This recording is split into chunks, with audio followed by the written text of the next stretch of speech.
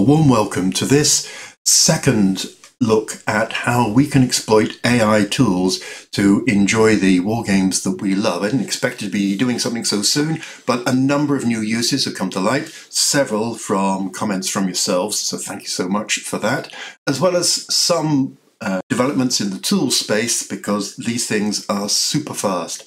So for NotebookLM, the tool that I'm primarily using, Google have dropped the term experimental, which is a demonstration of how much people have got behind NotebookLM for Google. And indeed, they're piloting a NotebookLM for business, so they're looking to commercialize the product. They've introduced coloring in the home page just to help sort out your different notes.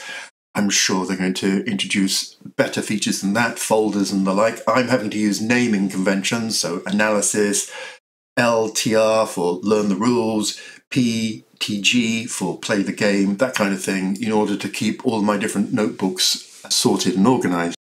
Thirdly, they've updated the focused audio overview. So I showed you last time how it could give overview of all of the sources in your notebook through the medium of two rather overexcited American people chatting together. They've now given that some new features that I'll show in a moment. Now, I'm not extra specially wedded to NotebookLM, good though it is. I am watching out. Perplexity have a thing called Spaces. Claude.ai has things called projects. There are some features in GPT, but they all require a subscription for a substantial amount of money, so I'm certainly sticking with NotebookLM for the moment. The focused audio is an option to specify only some of the sources in your notebook, not all of them as previously, to specify a particular topic or topics, and to specify a particular audience. So to demonstrate this, I slightly whimsically looked back at the conversation we were having with my friend Errol. He is a La Bataille fanboy. I know, those rules, eh? And we were trying to encourage him into the Battalion Combat Series, BCS, series of Wargames, thinking that there was a strong crossover. So I've asked the AI to make the case. My friend Errol is a keen player of the La Bataille system of Napoleonic wargame rules. I want to get him into the World War II BCS, Battalion Combat Series system, and learn their rules. Explain the similarities between the two rules, focusing on command, combat, and the combined use of different types of units, infantry, cavalry, armor, artillery. Persuade Errol that he'll enjoy both, because despite the 150 years difference, they have a lot in common. Now that's about as much as you can do. There's a 500 character limit to the prompt for the audio at the moment, but you can see I've got specific sources, so the rules for the two systems, specific topics, command, combat, and combined use of units, and a specific audience, my mate Errol.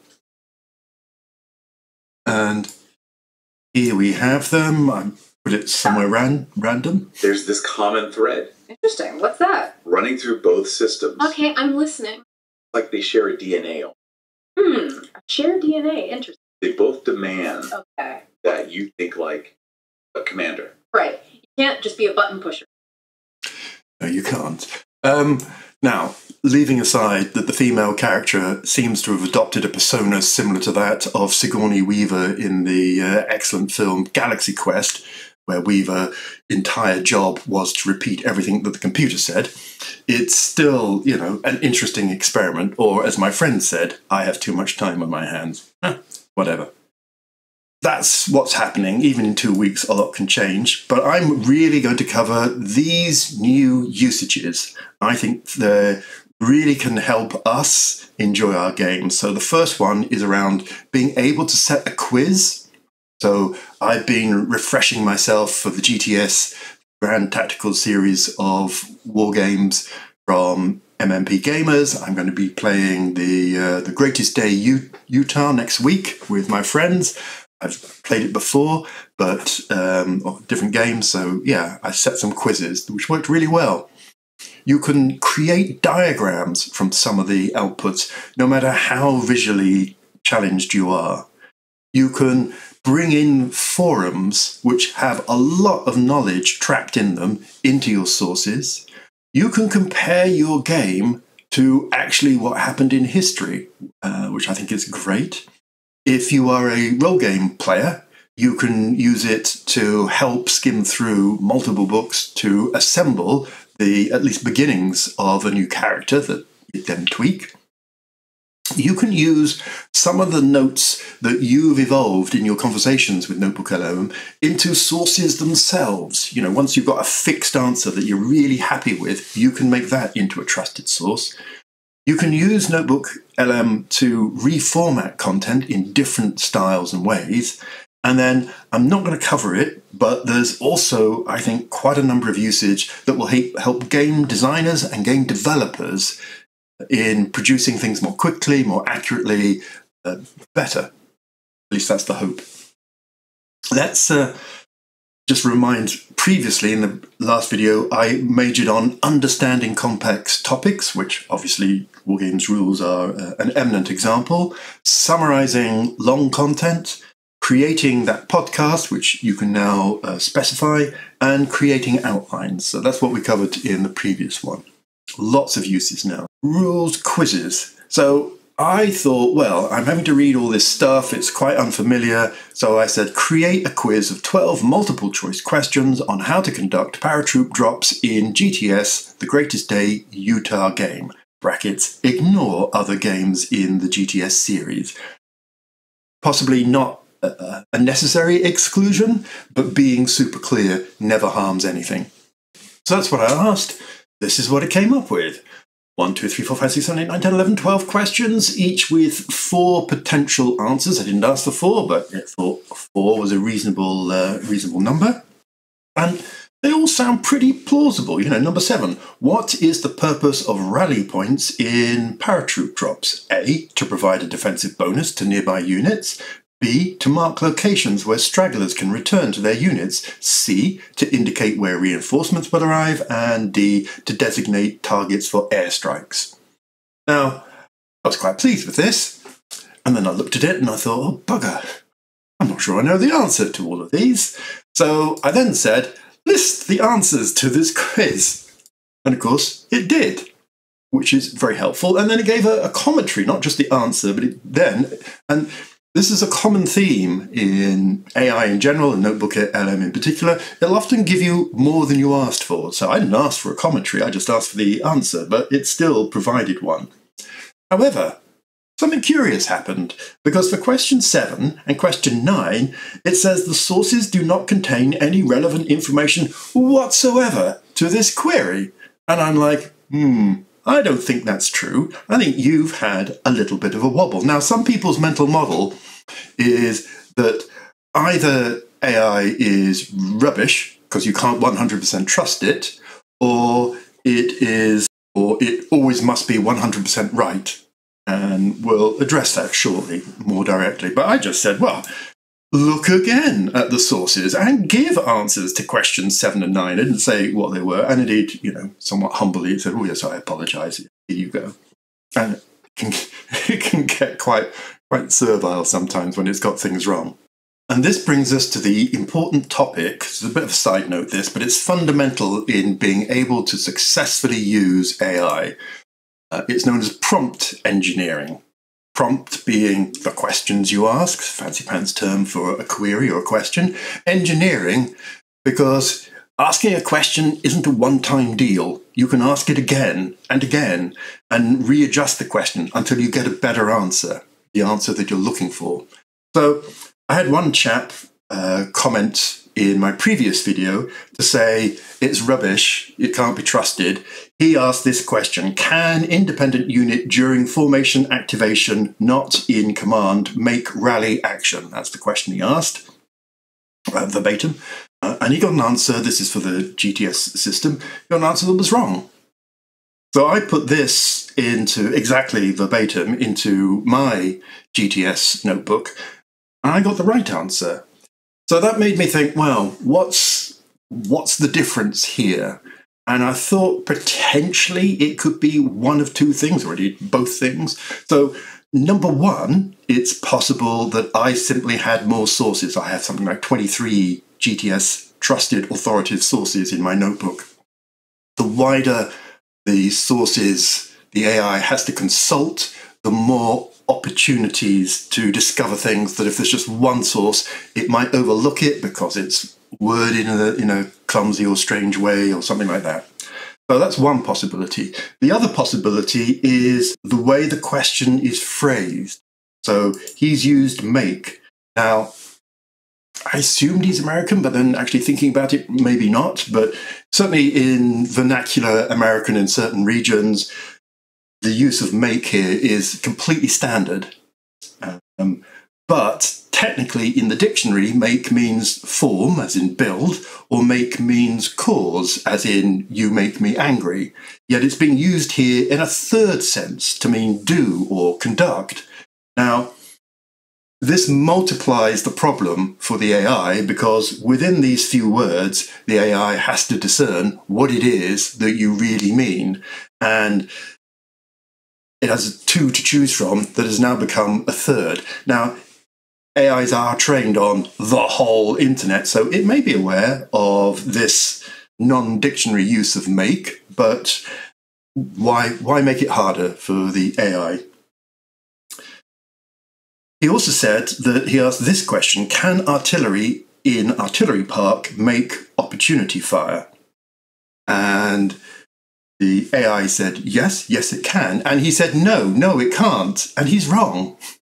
He's made a simple mistake, which is to assume artillery parks are a type of artillery, whereas in fact they are a status of a type of artillery. They are a status for indirect HE, and indirect HE can absolutely do opportunity fire.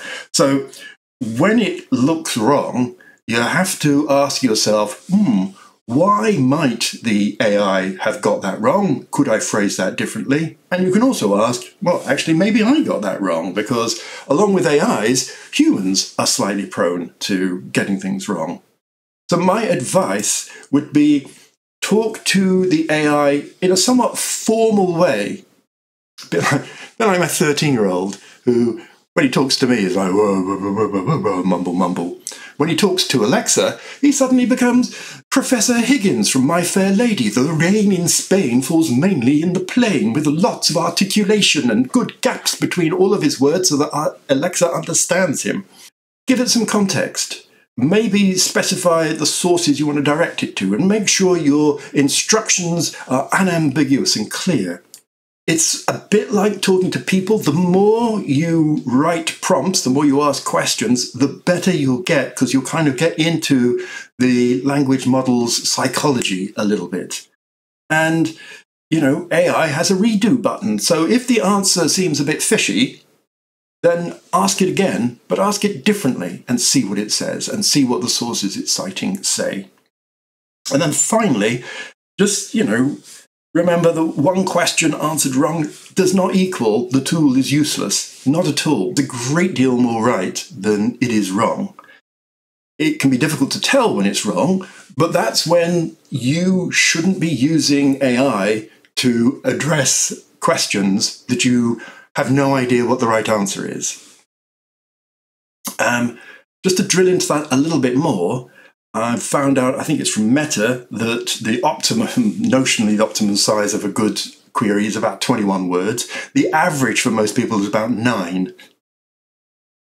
Avoid slang, avoid dialect words, avoid vernacular usages. And perhaps most importantly, if you have a complex question, then use a complex prompt. So here's a list of different styles of prompt, and the one that lots of people do is this zero-shot prompt, or sometimes called a direct prompt, which is just a simple question or instruction, no context, no example, just tell me this. And, that can be fine, particularly if we're already in the middle of a conversation with the AI and it already knows some of the context and stuff. But you increase your chances of success if you give it an example, a one-shot prompt, or several examples, a few-shot prompt. Or if you give it very explicit instructions. If I was going to say, please explore my tax options. 1, look at my net income. 2, look at my income tax liability. 3, look at other sorts of tax liability, etc., etc. So it has to go through these steps, or ask it to give a very structured output. That helps focus and concentrates the AI's mind onto these specific steps, and you'll get a better answer. You can also ask it to be reflective. So this is really useful if you've already had a chat and maybe you've had, like, I don't know, 6, 7, 8, 9, 10 things in your chat window that you've been drilling down and then going down a rabbit hole and all of that kind of stuff. And you can say, well, reflect or indeed analyze on the past conversation we've had and bring out the key features or the ones most likely to be ignored or whatever it is that you're interested in. If you've got a big question, a chain of thought prompt is really, really useful. So I could ask as a zero-shot prompt, tell me the most successful naval strategy of World War II. Okay, and yeah, it will go off and it will give it a go, but you'll get much better results if you go, 1, identify all the significant different types of naval strategy in World War II. 2, analyze from the 5 major navies in World War II, I mean, you could name them, which strategy they used. 3, compare the success of those countries' strategies. And 4, conclude with which strategy you feel is best and why, kind of thing. And that will bound the problem for the AI much more clearly. It will show its workings out for you much more clearly, which makes diagnosing anywhere where it's gone a bit haywire so much easier, and give you a fuller, richer answer. And then finally, you can do role-based prompts. Now, obviously, this is great for the role-playing game Brigade. As an elven archer, tell me about blah, blah, blah, blah. But it also, can be interesting, for example, if you are writing up your after-action report, you could ask it, as General George Patton, reflect on the operations in Utah Beach in this game and give your commentary on the performance of each of the divisions involved, for example. This assumes you've already written a blog post describing what all of the divisions have done. And you could also ask it to reproduce the tone of voice of General Patton. I mean, not actually his high squeaky voice, but, just the sort of general gist of how he might have talked. So, obviously, this is part of the thing that a lot of artists are slightly up in arms about, but let's just go past that. That's not our bailiwick here. So, lots of different prompt styles to ask lots of different questions. That's really, and, the more complex your question, do roll up your sleeves and ask a complicated prompt. Let's see an example of that. So one of the things AI will struggle with is the scenario booklet, and that's because the scenario booklet lists things in an abbreviated form. The abbreviated form is de facto a kind of code. We can read that code fine, but AI has not been trained on the meaning of that code. It's not something within its machine learning algorithms, which is a great shame. But I had a little bit of a brainwave. For OCS, I realized that it gives the combat factors for units, 84/1/2, 28/1, etc., etc., etc. So I could create a prompt that would allow the AI to go through the scenario, add up all the combat factors, maybe calculate the mean action rating for all of the units involved, stuff like that. That would be fun, because maths, it's either very tedious, having to count up lots and lots of things, or quickly it gets unnecessarily complicated. So why not let computers do it? Because that's something they absolutely are great at. So this is the prompt after a little bit of trial and error that I came up with. So I've broken it into several sections. First of all, I gave it a context. This source is a scenario book that lists multiple scenarios that we can play using the components of a wargame, The Third Winter, part of the OCS series of wargames. Scenario. We are interested in Scenario 2 only, which is listed after the end of page 10 and the end of page 21. Only include elements between these words. So I'm referencing words here, the actual words, page 10, page 21, not the actual pages, because the PDF pages may have been different from the words, and the words are much more easy to identify. Then I get into a bit of definition. The scenario lists many components relevant to the scenario. We are only interested in the playing pieces, also called units. The units can be recognized by the format of 3 numbers linked by 2 hyphens. For example, 13-3-3 for a Soviet rifle division. So that's pointing the AI at what a combat unit is, that we're only interested in combat units and how to recognize that combat unit. And then explain the ratings. The first number is the combat strength, the second the action rating, the third the movement rating. This is really useful because in later conversations I could ask it, for example, to add up all the action ratings and divide it by the total number of units and give me the mean action rating or the mean movement, whatever.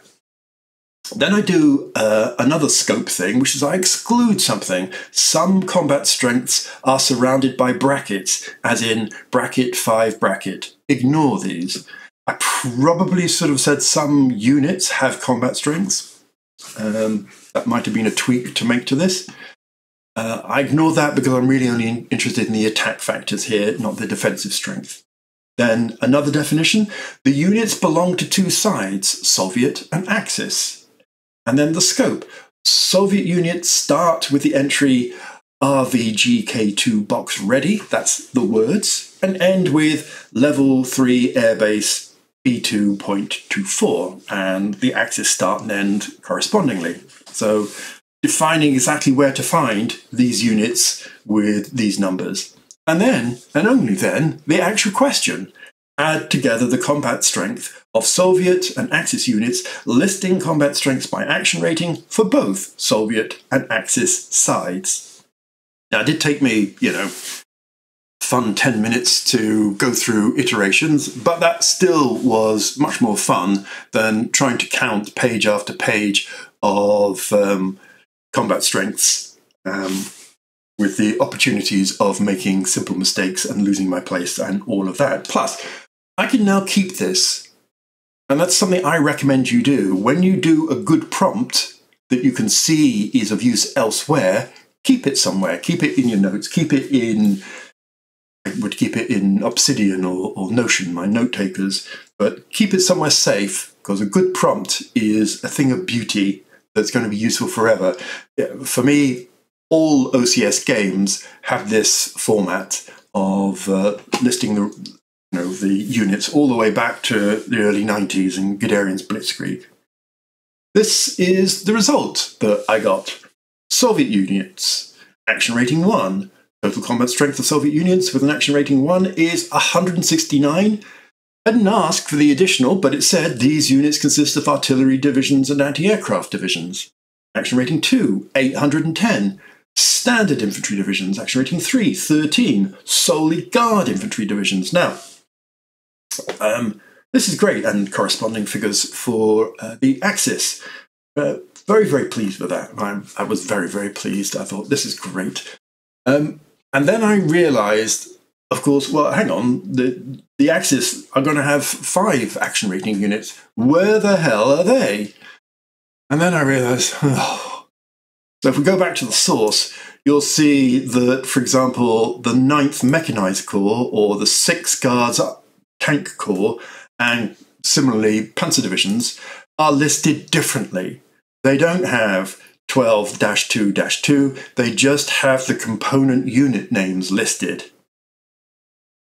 I could do a script that said for Mech Corps and Guards Tank Divisions and Panzer Divisions and Panzer Grenadier Divisions, count up how many units it has, exclude organic trucks, and I could get like a sense of how many small units there would be, but unfortunately, because the way the scenarios are listed, I can't do addition on the multi-step divisions, which is a great shame, and could be a reflection of how game developers need to perhaps redo their scenario booklets in order to allow them to be more easily read by AI, or at least to have a consistent format. I also looked at GTS, and they don't use combat strengths. They just use the unit name, which is a shame. Because with this, you can do simple stuff like you could visualize it. So here are the Soviet units by action rating in a simple bar graph, which demonstrates so much more clearly what, as the Soviet player, you have to play with in your non-mobile forces, not your mech corps, not your tank corps. Which is nice. Brings us on to the next usage, which is creating diagrams from this stuff, because that's exactly what I did. So, NotebookLM doesn't create diagrams, but it does create processes, sequences, lists, force balances, all sorts of things. And you can use other AI tools, I'm using one called Napkin, to create visuals from that, despite having no skills yourself. So let's take a look at how that might be. Let's just snooze this question. This is Napkin.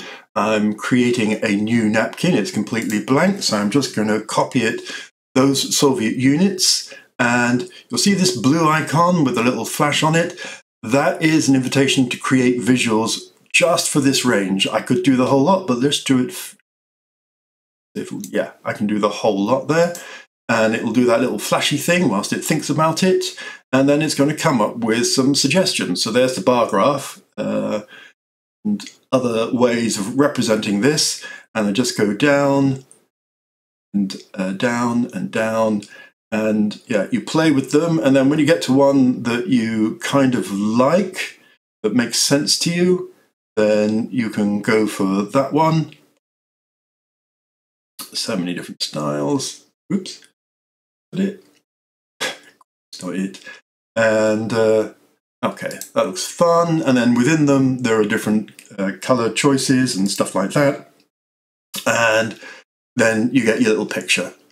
There are proper videos on YouTube on how to get that. But to show a more complicated example, here is this text. Now, it may not look like it to you or to me, but this is a table. But it's just being pasted in, but AI has no trouble with that kind of stuff. It can see the latent hierarchy within it, and it can produce something like this from that. So this is troop quality checks by different types of event, movement and assault and other stuff, and then things within it. So just to help out, you've got your quizzes, you now have diagrams that may summarize a tricky piece of rules for yourself. And I think is just a really nice, cute little thing. Next up, forums. So there are 4 major forums where information is put, sadly. It would be nice if there was one that just game developers agreed on, but anyhow. There's Board Game Geek, which, bless them, is shareable. So points out of 10 for Board Game Geek. There are Discord servers. Now, there are a number of these. There's one for GTS. There's one for BCS or OCS? One or the other. I think BCS. I don't think there's an OCS one. There are for other games. You can get the information out of these, but it takes a little bit of more effort. There's Facebook groups, which, are quite nice and readable, but unfortunately Facebook is a walled garden and you can't get information easily out of Facebook. And then there's poor old ancient Consim World.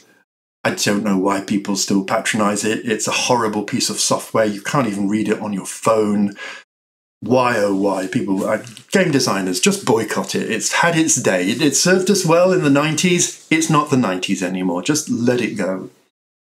So, how do you do this? Well, there's a quick demonstration. Let's just bring this across.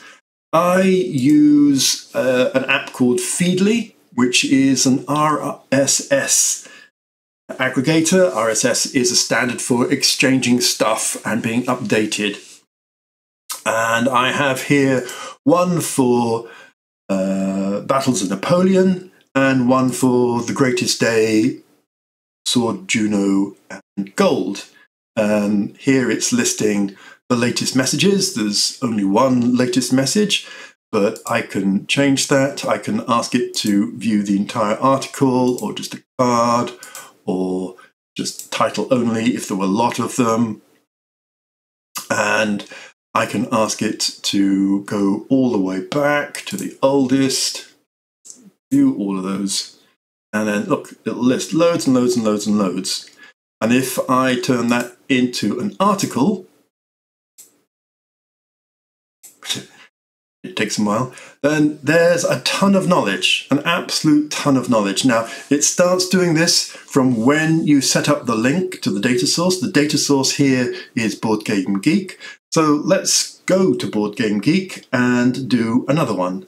Here's the Utah page. We scroll down and we get to forums. And here's a summary of the most recent ones and the hot ones, but actually we're interested in all of them. So we go down here, and even this is actually slightly difficult to read because you kind of have to go into each one after another. But down here is this mythical RSS button, and if we press it, we get a whole pile of gobbledygook. Luckily, we can completely ignore that because we don't care about that at all. We just care about the web address. I'm just going to copy that, go back to Feedly. I'm going to use this icon here, which is follow sources, and it brings up this, and I just paste in that URL. It says, oh, The Greatest Day, Utah Beach, Boardgame Geek. We go, yes, yes, please. And then we have to follow it, and in following it, we can put it into a folder or create a new folder for it. We'll put it into the GTS because it's a GTS game, and we'll press add.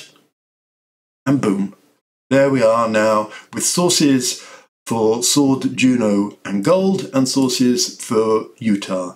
Now, this only stretches back a relatively short amount of time. Just see where we get to. 19th of October. Yep.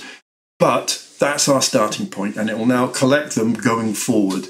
So I'll be building these out with all of the war games, and then as they grow more and more and more, I'm able to put them into article mode and then select the whole lot. Just see how that goes.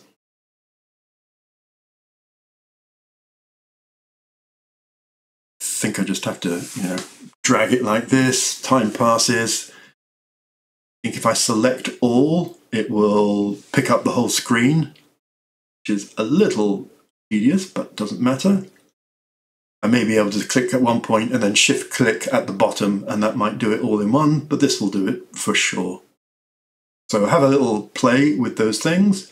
But now, nearly now, we have all of this selected. It'll ignore all the pictures and just deal with the, there we go. And we press copy.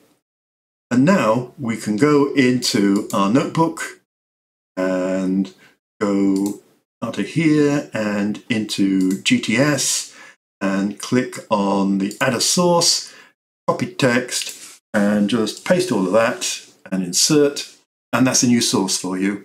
Now, yeah, you will have to update that every once in a while, but that's fine because, we tend to play a game and then put it back on the shelf and then take it out. And that's the time to renew that. So let's just see where it's put it there. So, oops. So it's put it there as pasted text, rename source, BBG, whoops, forum, and the date, 24/11/03 for the 3rd of November backwards in Japanese style. Save that, and that's a new source that you can query. I think that's really, really useful. Just such a shame that there's such a wealth of knowledge in Consim World in particular that is functionally in a dustbin. I mean, yes, you can go in and search, but it's so difficult, and you have to know what you're searching for and know exact precise term, and so many times I've come up empty-handed and annoyed. Right, next use case is comparing your game to history, and here I want to give a tip of the hat to Nico165. We had a little bit of a chat. He had been trying this out with an old game, which I actually have over here, Twilight of the East, nice and thick, giant game of the Eastern Front in World War I in 1914. Magnificent in scope, definitely one that is one day going to hit my table. Anyhow, Nico fed in the rules and 3 of the playbooks and was having a lot of success and was talking about wanting to compare it to history. I suggested he look up the Norman Stone's book, Eastern Front, and he totally ran with it, and he got a copy and he converted it to PDF and he put it in, and he had such fun. So he did a prompt, let's see it, similarities between Twilight in the East supply rules and the historical situation described by Norman Stone. And off it went. I mean, this is just the first bullet point. There are like 10 or something in his answer. Magnificent stuff. If I was going to write a really rich after-action report, I could use this kind of stuff to analyze the game. If I was going to, I don't know, write for one of the offshoot magazines, you know, operational matters for OCS or briefings for GTS or whatever, then this is absolutely some fantastic raw material to go in. Again, you've got to know the game system. You've got to use a critical eye. Always, you have to use a critical eye. But what a great starter for 10. Now, as it happens, Norman Stone, his book, quite old, 70s, maybe 80s, early 80s. He went off to become a speechwriter for Margaret Thatcher. Sounds like Churchill. All about the pith, super pithy in his writing. There is also David R. Stone, no relation, but he is the other guy with a great book on the Eastern Front, and his is from 2018 or something. So if you're interested in the era, both of the Stones are good books worth reading. Anyhow, so I think that's great. I play war games because I'm interested in naval and military history, and I imagine a lot of you are as well. So this is a fascinating way of exploring your games. And if you were a wargame designer, not that I'm covering that this time, this could be a thing. Okay, next one is also a hat tip, this time to Katrina Patron. She noted this would be so good for complex role-playing games like Shadowrun, for example, where you're trying to search through half a dozen books just to draw up a character. And I think she's absolutely right. And as noted earlier, you could do it with the tone of voice of your elfin archer, or I don't know what Shadowrun characters are like. I don't know the game, but it doesn't matter. It absolutely is fine with adopting different roles, including fantasy roles. No problem with that whatsoever. So another really cute usage. And, if you're a D&D kind of person, you can, use it to say, create a draft dungeon that exploit these, and these rules, or something like that, just to get you started on a fantastic new dungeon design. All of that is available to you. Next up, we have using your best notes as a source. So you can think of your notes in kind of 3 ways. So I just bring back NotebookLM here. Here's a pile of notes. Here's a note, blah, blah, blah, blah. Might be interesting. If I thought it was a really good note, then I could click Save to Notes, and it would appear in this list up here for future reference. But imagine, if I just go back to viewing the notes, I've been working on this table through a number of different styles and iterations and checking, and I get to this one, I think. Oh no, this one. I go, do you know what? This is really good. I'm really pleased with that. Well, not only can you just save to note, but having saved it, you can then go into the note, copy it, Control A, naturally Control A won't do, but copy it, and then add it as a source using copy text, paste it, and insert. It means that once you've done a lot of work on refining something and you believe that you've got to a authoritative and definitive list, like this one, then that can become as much as a trusted source as anything else. So I've done the process of, ask a good question, maybe refine it, get an answer that you like, examine it critically, always, and then copy and paste it and put it in as a new source to use it as an authoritative account of something. Or if you want to see that as a diagram, then you can use Napkin and add it in something like this. It means that as you dig yourself into the game and get more expert in the game, you can add your own expert elements to the sources, which is really useful. Finally, I want to discuss how NotebookLM, and this is also true of other AI tools, can reformat. So NotebookLM can only do text, but it can add bullets and bold and indentation and all that kind of stuff. If I bring this here you've got larger text, you've got a space, then you've got a paragraph, then you've got some bullets, and then you've got some indented bullets, and all of that just helping to make the whole thing a lot more readable. But you can say, well, take that and turn it into a table, or into a numbered list, or indeed into a slide, or if you're dealing with code, into an HTML or CSS format. All of those kinds of things are available. So here you've got one pile of stuff, and I asked it through several iterations to produce this table. In fact, this prompt is an earlier one. Reformat the answer into a table with columns for action, description, and command points allowed. I actually ended up with those three, but also results of failure and results of success. So this is when you do a troop quality check in GTS, aka a morale check.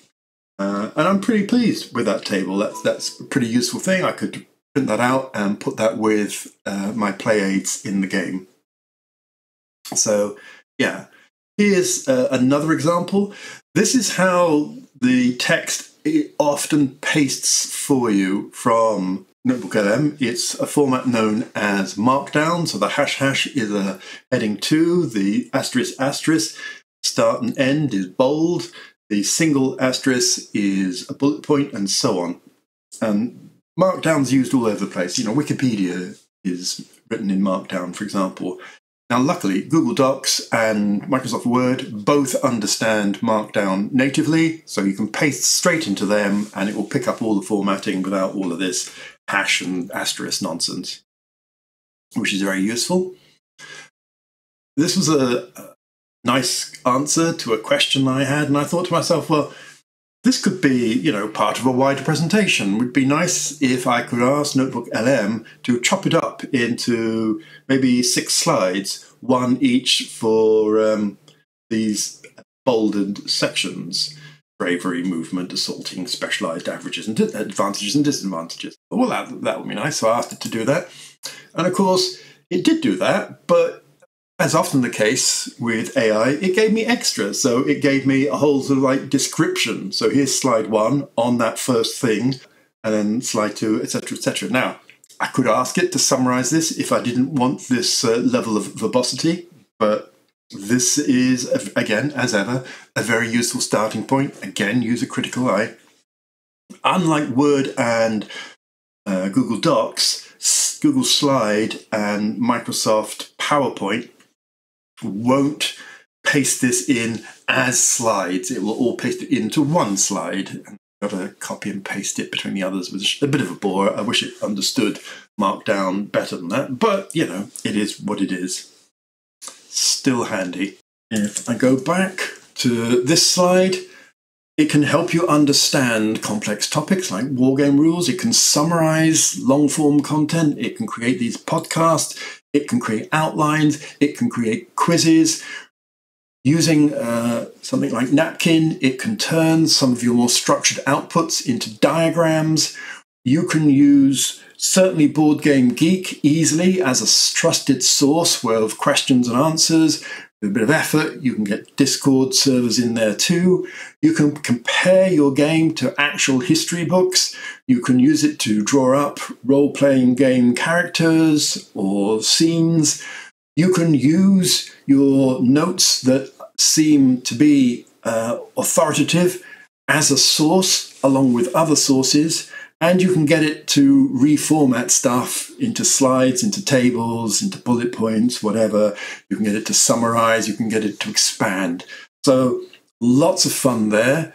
I'm going to have a little think about some of the implications of how this can help game designers. That might be a bit of a way off, and I'll keep an eye on it. But for now, this seems like a really rich set of uses that you can use these tools to really engage with our games on a deeper level. I hope you found that helpful, and I hope to see you next time. Bye for now.